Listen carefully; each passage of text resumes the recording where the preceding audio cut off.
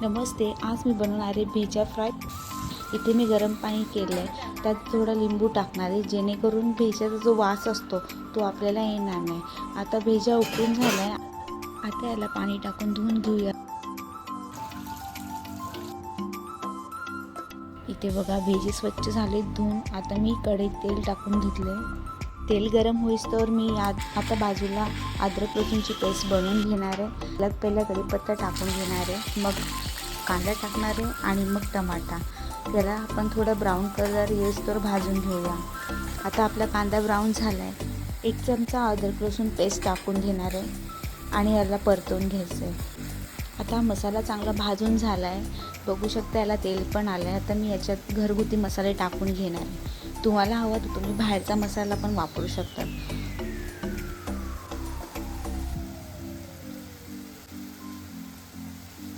मसाले टाकून झालेत, आता याला परतून घेऊया आणि मसाल्याला तेल सुटेस्तोवर त्याला थोडं मंद आचेवर आपण भाजून घेऊया। बघा आता मसाल्याला तेल आलं आहे। आता याच्यात आपण स्वच्छ धुतलेले भेजा टाकून घेऊया। भेजा टाकताना त्याचे तुकडे नाही करायचे, कारण की आपण त्याला आधीच पाण्यातनं उकळून घेतला आहे, त्याच्यामुळे तो गरम झाल्यावर त्याचे तुकडे आपोआप होतात। आता मी यात थोडंसंच पाणी टाकणार आहे।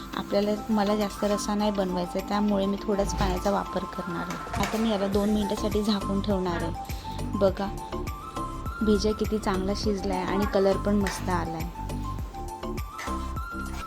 चला तर आपला भेजा बनवून आता रेडी आहे। मी आता याला सर्व करून घेणार आहे। जर तुम्हाला माझी रेसिपी आवडली असेल तर नक्की लाईक आणि सबस्क्राईब करायला विसरू नका। थँक्यू।